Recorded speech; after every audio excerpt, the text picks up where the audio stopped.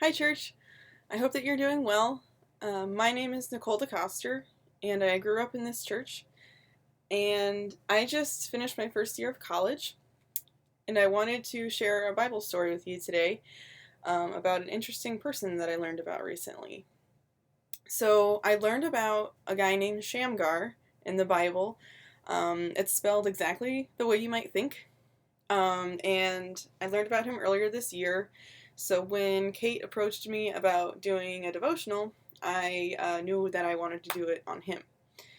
So whether or not you knew about Shamgar before today, I think he's pretty interesting, and I like learning about new things. So Shamgar is briefly mentioned in the Song of Deborah, but he has one main verse in the Bible um, other than that, which is Judges 3:31, if you would like to find it for yourself. And I'm going to read it for you now. After Ehud came Shamgar, son of Anath, who struck down 600 Philistines with an ox goad. He too saved Israel. So, Shamgar is mentioned only twice in the Bible, but there's a lot of interesting analysis and speculation about him out there on the internet, and there's a lot of scholarly articles and works that you can read if you're interested in learning more. Shamgar was a judge of Israel, and while I would never condone quite that much violence, we don't really know the circumstances, and we aren't really told how he comes to find himself with only an ox goad, which is a farm implement, with which to defeat 600 Philistines.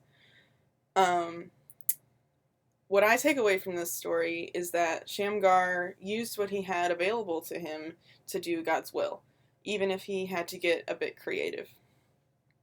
During these quarantine times, I found myself worrying sometimes because I felt that I wasn't able to use my gifts and my talents for God the way I might like to. I was operating under the idea that my talents were best exemplified when I was face to face with people. And one of my majors in college is dance.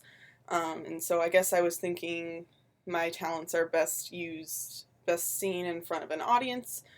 But luckily, I was texting one of my friends about my dilemma, and she reassured me and told me that she thinks that my gifts lie more in my abilities to um, make connections with others and build relationships. And so that was reassuring to me because I realized I could still do those things during this time.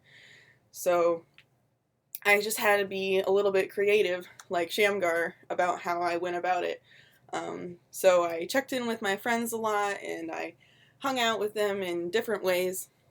Um, and yeah, so I learned that God gives us the ability to use our gifts in more ways than we realize sometimes, but that we just have to be a little creative sometimes. So I want to finish off today with a prayer for your day. Dear Lord, thank you so much for everyone who is listening today, and for my church family that values the ideas and insights of their younger members. I want to thank you for the story of Shamgar and for the lessons that we can learn from it. I pray that you would help everyone listening to be able to pick up their own figurative ox goad so that they can find their own idea of fire to fan the flame to serve you. It's in your Son's name that I pray. Amen. I hope you have a wonderful day, and I can't wait to see you again.